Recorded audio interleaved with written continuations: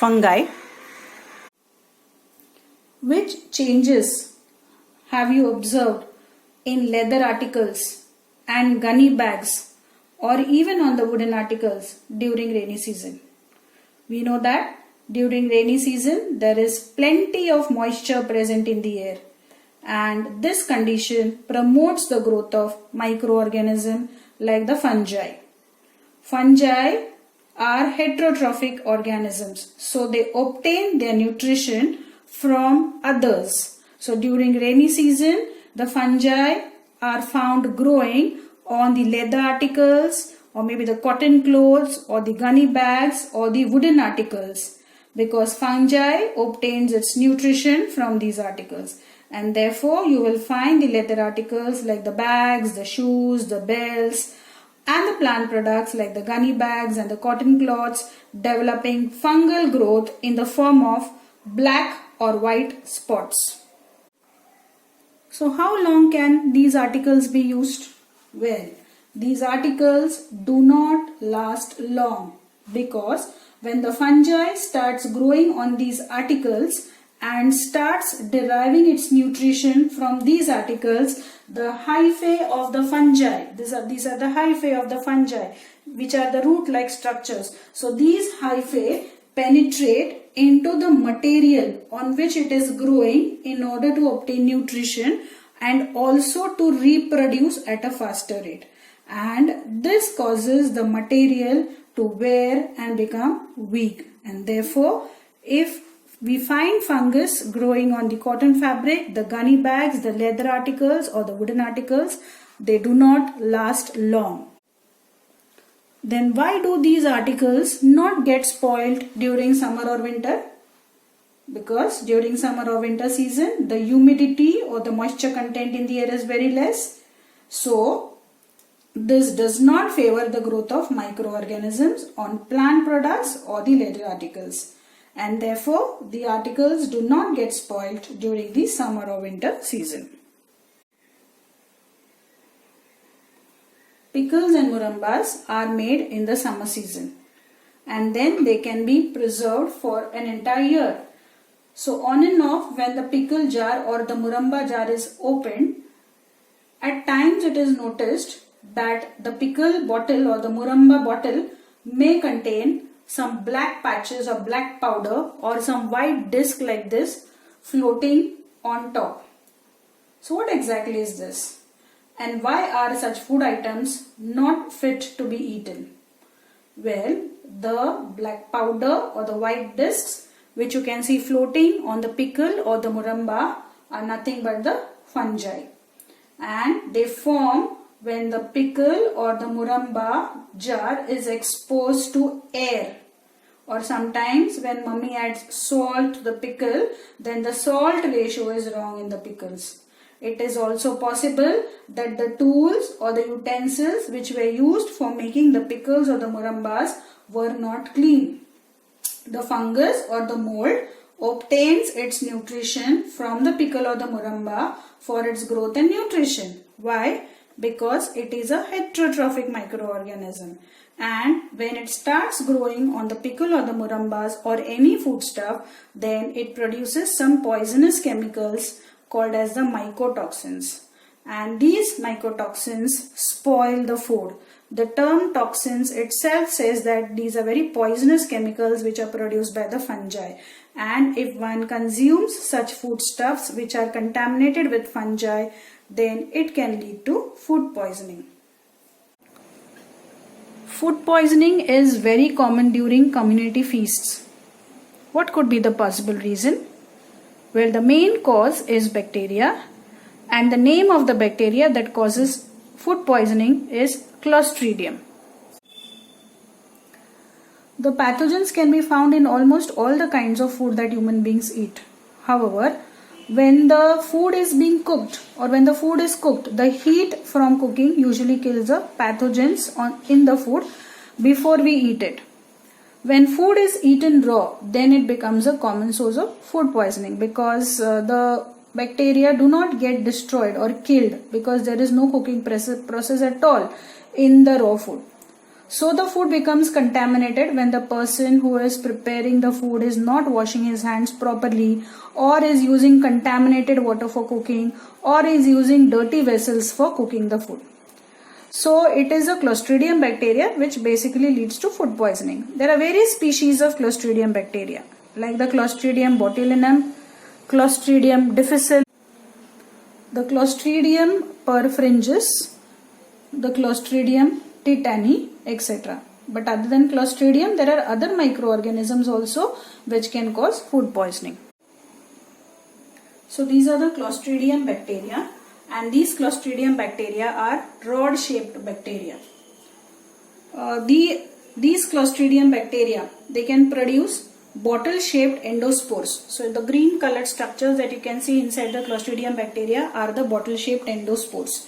And these endospores are produced by the bacteria in adverse conditions. Now what are the adverse conditions? The adverse conditions could be high temperature, high ultraviolet irradiation, some chemical damage to the cell, or even some enzymatic destruction. So it is because of the endospores that the bacterium does not get readily destroyed, even if it has entered our intestine, and if we happen to take some microbial treatment for destroying this Clostridium bacteria. Normally these Clostridium bacteria cannot withstand the normal oxygen level. So they are anaerobes, that is, they can grow and they can multiply very rapidly in the absence of oxygen, that is in anaerobic condition. When these Clostridium bacteria gain an entry into our alimentary canal, then a person suffers from various symptoms. Like, what are the symptoms of food poisoning? The person could have an upset stomach, stomach cramps, nausea, vomiting, diarrhea, fever, or bloody stools. So as I said, are Clostridium bacteria only responsible for causing illness or food poisoning? No. There are other pathogens like the viruses, protozoa and fungi which can also spread diseases in human beings. So let me come back to this question once again. Why do we see cases of food poisoning during community feast? So now we know that the bacteria which is responsible for spoiling the cooked food is Clostridium bacteria. And during community feast, hygiene or cleanliness is not maintained at all. So if proper precautions, proper hygiene is not maintained while preparing the food, then the food gets contaminated with bacteria which causes food spoilage.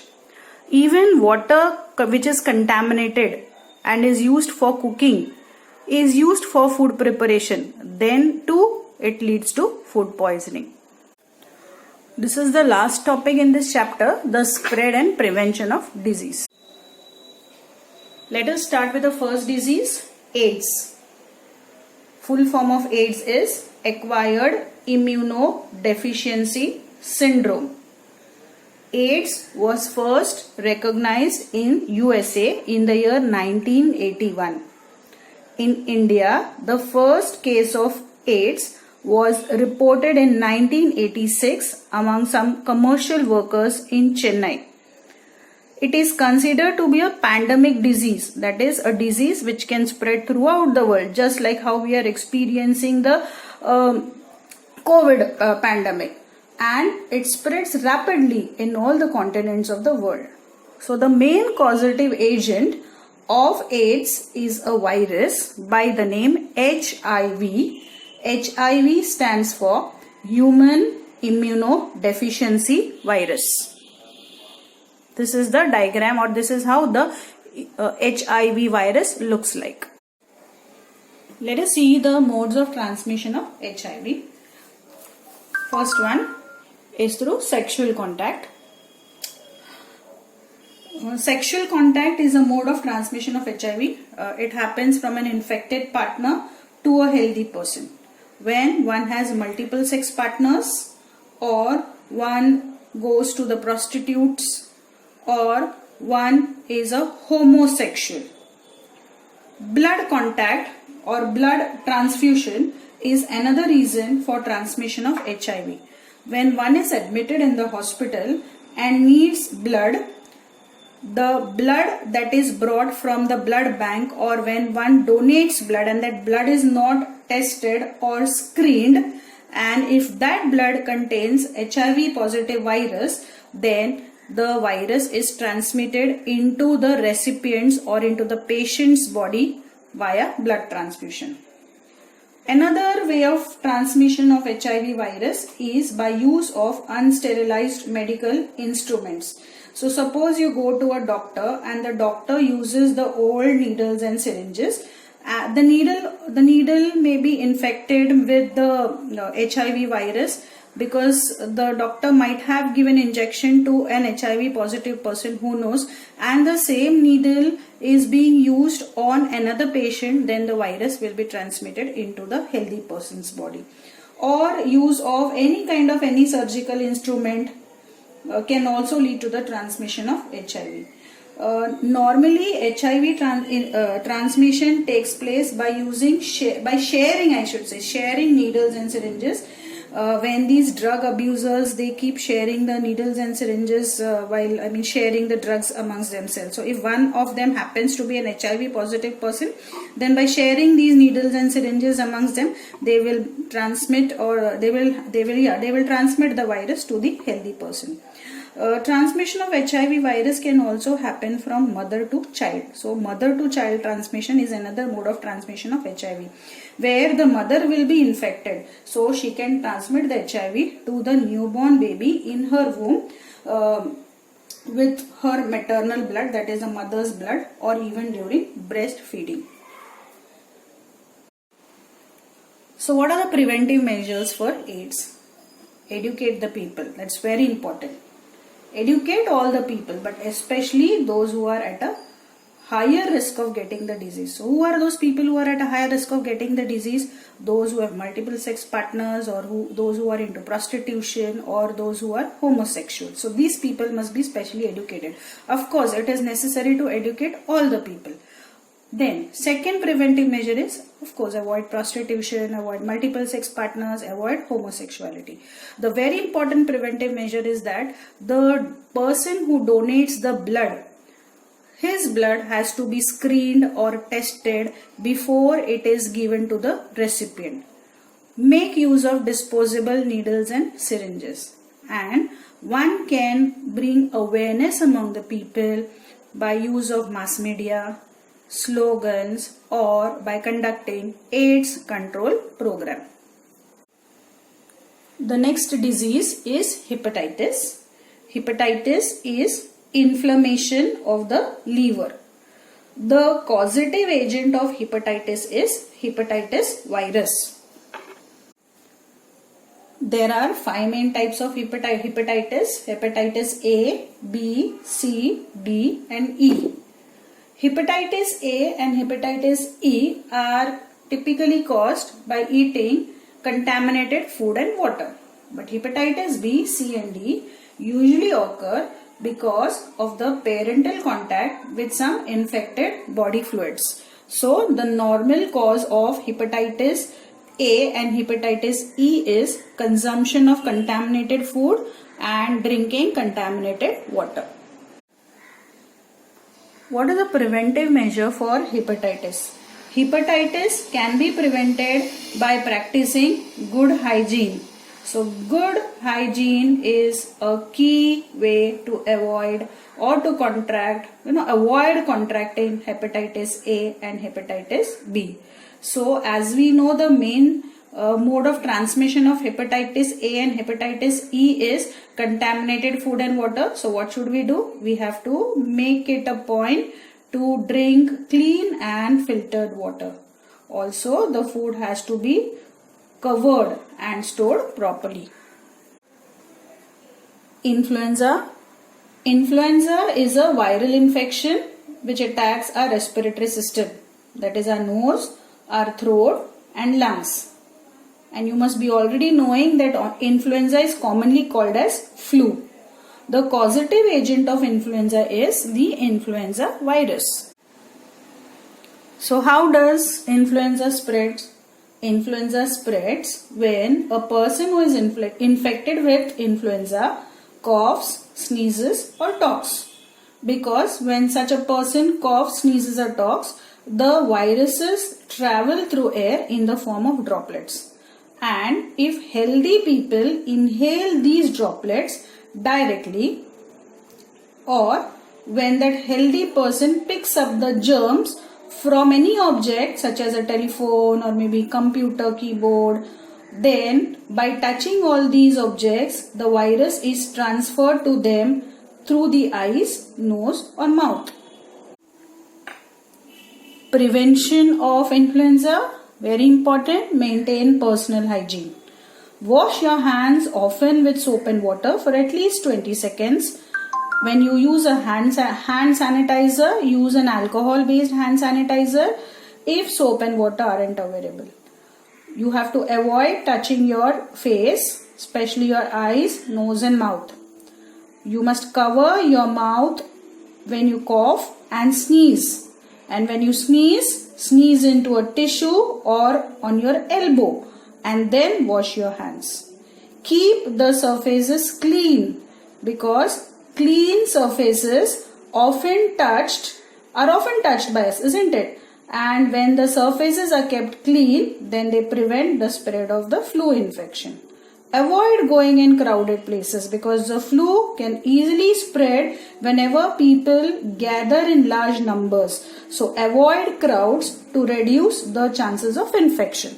Now children, do you find any similarity in the preventive measures of flu if you compare it with COVID? Yes. So COVID is also a flu. Basically, the preventive measures for any kind of flu and COVID are similar.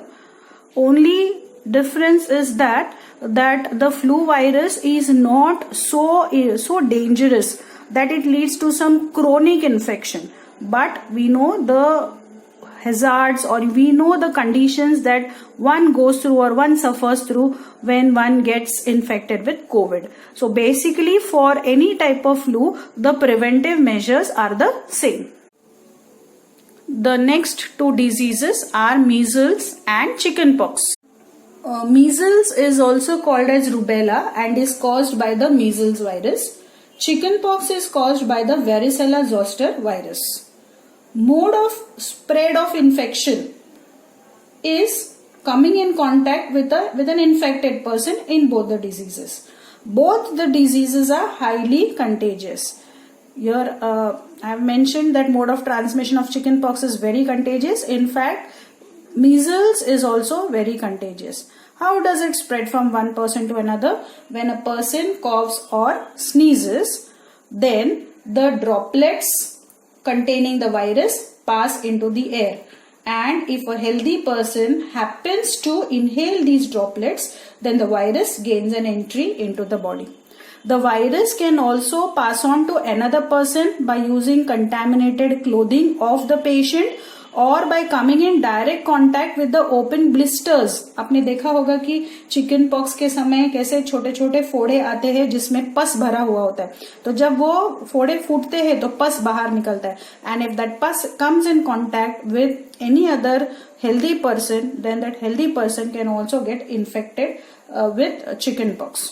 Even so also with measles. So if a healthy person is coming in contact with a person who is suffering from measles, तो healthy person को भी measles हो सकता है, because ये दोनों भी diseases जो है वो कंटेजियस डिजीजेस है. Prevention of measles and chicken pox. One preventive measure is vaccination. Get yourself vaccinated against measles and chickenpox. Drink clean and filtered water. Eat clean food. Stay away from people who have chickenpox or measles. The next two diseases are bird flu and swine flu. Have you heard of bird flu? Bird flu is also called as avian influenza. Just like normal human beings, birds also get flu. Bird flu virus infects the birds, and these birds could be chickens, or it could be other poultry. It could be birds such as ducks. Normally, bird flu viruses infect only the birds. It is rare for human beings to get infected with the bird flu virus, but it is possible. Now there are two types of viruses in case of bird flu which can get transmitted from the birds to the human beings or from human beings to human beings, and these viruses are H5N1 and H7N9. Normally it is H7N9 which is very dangerous, which infects the people. Swine flu or H1N1 influenza is again a highly contagious respiratory disorder which is seen in pigs, and it is caused by type A influenza virus. Again, swine flu viruses do not normally infect the human beings, but people who have direct exposure or who are in direct contact with the pigs are at a high risk of getting the infection. How does bird flu spread? People come in contact with the infected birds, or people come in contact with the surfaces that have been infected with the bird's saliva or maybe the droppings of the bird. It is also possible to get the disease by breathing the droplets which are present in the air that contains the virus.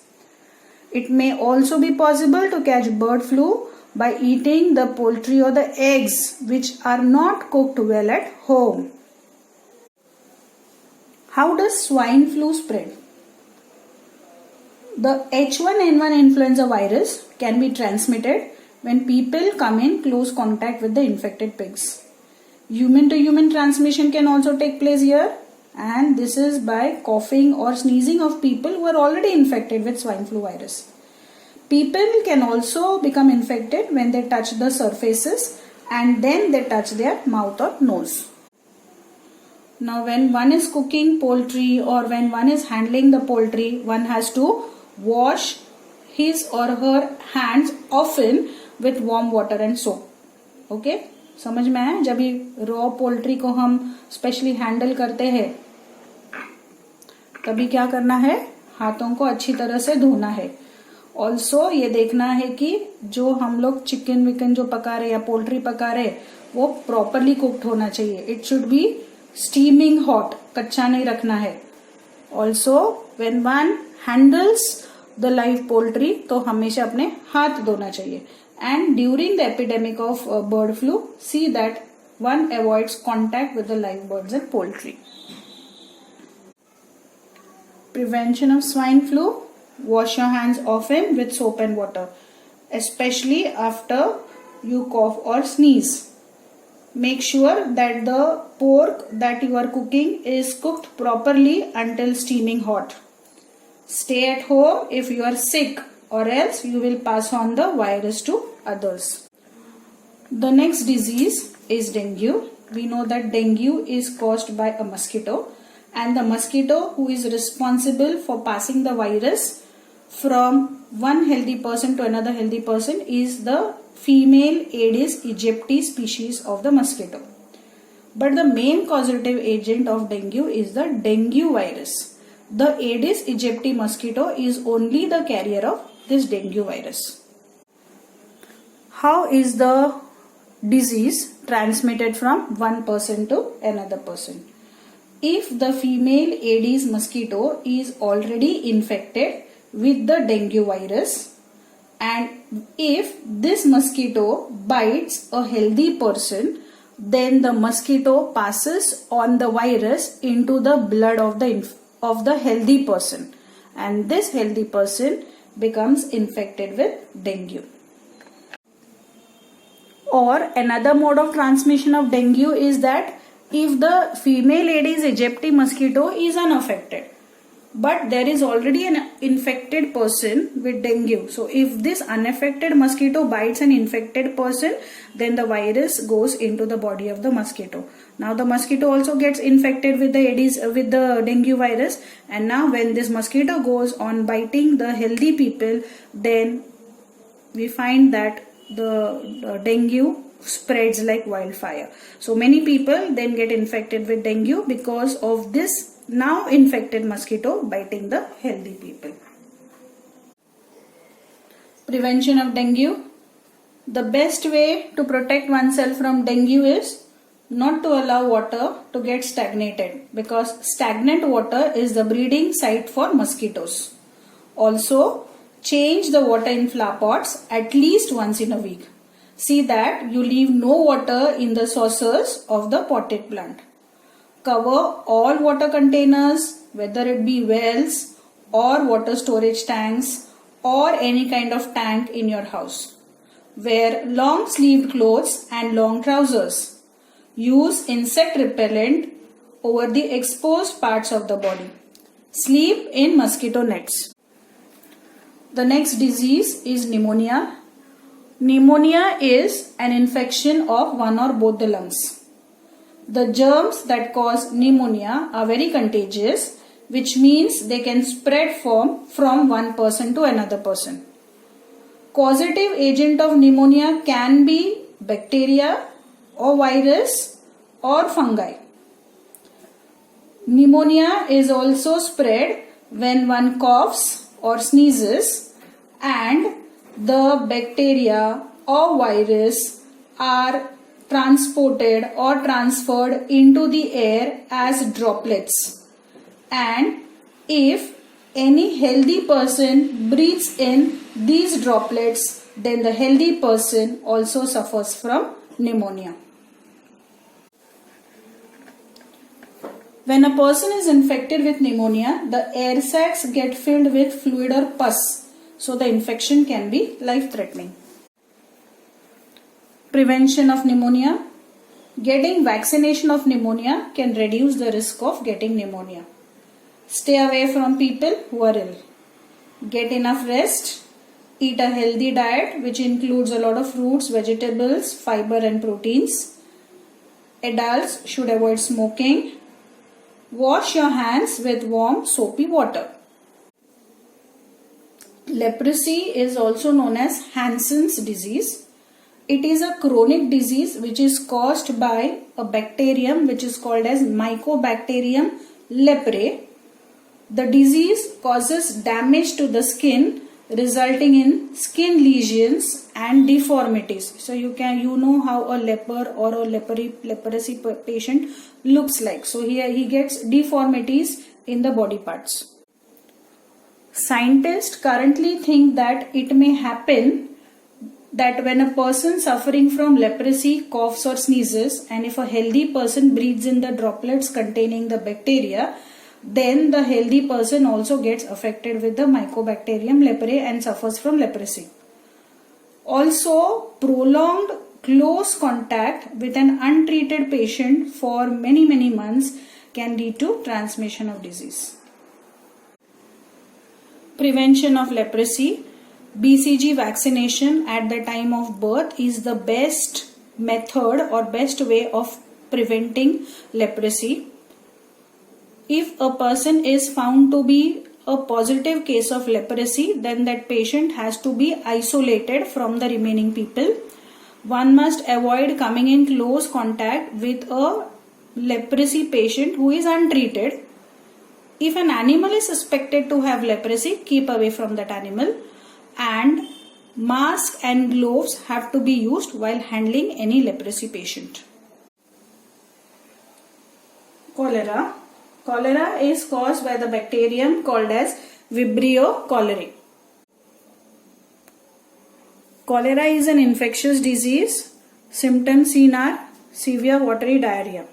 It can also lead to dehydration, and if it is not treated properly, then it can eventually lead to death. The main reason for spread of cholera is maintaining unhygienic practices, which is very common in some countries. The cholera bacteria here is passed through the feces, that is the poop. It is spread by eating contaminated food and also by drinking contaminated water, and this food and water is contaminated by the feces of an infected person who is suffering from cholera. Prevention of cholera. Avoid consuming uncooked food. Maintain personal hygiene, that is wash your hands with soap and water or an alcohol based hand sanitizer before you eat or prepare food or even after using the bathroom. Eat clean food and drink filtered water. Get yourself vaccinated for cholera. Malaria is caused by a protozoan called as Plasmodium vivax, but this protozoan is spread by the female Anopheles mosquito. These mosquitoes are also known as the night biting mosquitoes because these mosquitoes commonly bite between the dusk and dawn. यानी कि शाम से सुबह तक ये mosquitoes bite करके malaria spread कर सकते हैं. How does malaria spread? If the mosquito bites a person who is already infected with malaria, then it can also become infected and can spread the protozoan to the other people with the mosquito bite. Prevention of malaria: avoid mosquito bites by using insect repellents, covering your arms and legs, and using a mosquito net. It is very important to maintain cleanliness of the surroundings, prevent stagnation of water, and control mosquitoes.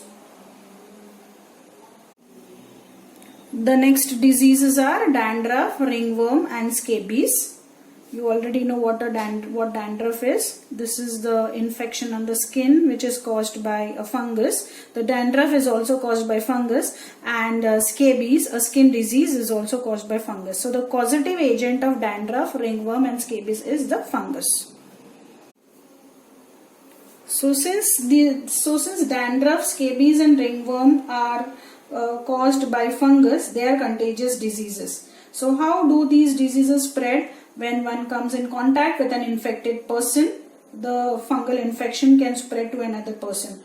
Or if a healthy person is using his or her belongings with the infected patient, or the infected patient is sharing his or her belongings with a healthy person, then too the fungal infection can spread from one person to another person.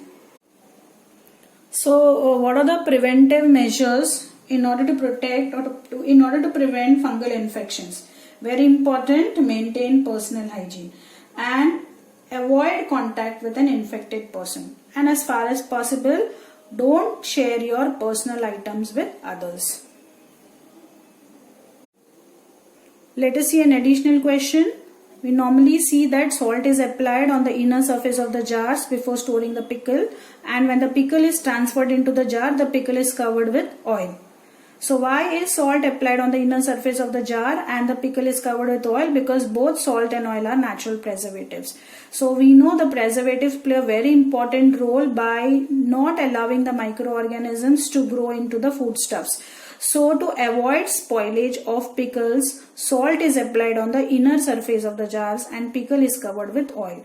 Now there are other artificial preservatives also which are used for preserving the foodstuffs. So some of the artificial preservatives are acetic acid, citric acid, sodium benzoate, sodium metabisulfite.